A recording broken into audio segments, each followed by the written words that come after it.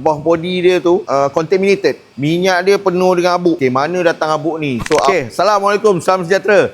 Hari ni di Transmatic Autobans. Okay, kita ada satu gearbox transmission 9 speednya transmission. Kereta ni dia daripada GLC 250 dia 9 speed transmission. Okey, asal dia customer ni dia complain dia tak boleh engage P, parking. Drive semua boleh. So upon checking kita dapati dia punya buah body dia tu contaminated. Okay, dia sebenarnya dia contaminated dekat dia punya minyak. Minyak dia penuh dengan habuk. Okay, mana datang habuk ni? So habuk ni dia dah termasuk dekat dia punya buah body. Jadi buah body dia tu jadi stuck, membuatkan dia fail untuk dia nak masuk ke dalam P. Okay, tapi dia nak drive semua boleh lah. Tapi lama-lama nanti dia punya gearbox dia akan rosak juga. Okay, dari mana punca dia jadi macam ni? Okay, kalau kita tengok ni kita dah breakdown lah.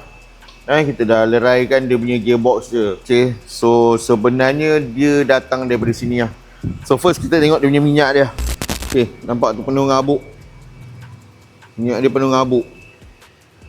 Okay, ni dia punya pen filter dia pun banyak habuk. Okay, buah body dia kena tukar. So buah body dia guna half cut lah. Kita guna half cut yang elok punya lah. Okay, tapi yang nombor satu isu dia dekat sini lah, casing dia ni Okay, kalau kita tengok warna dia berbeza casing ni dengan bell housing dia. Ini buat daripada aluminium alloy. Ini buat daripada magnesium alloy. Okay. Ujung dia ni dan lagi satu lah untuk dia punya formatic dia buat daripada aluminium alloy.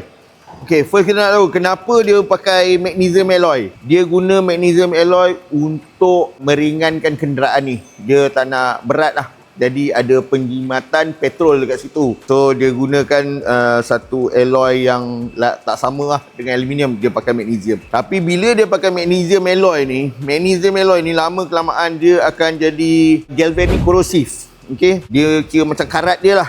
Galvanic corrosive ni dia akan jadi macam ni. Sini tengok ni.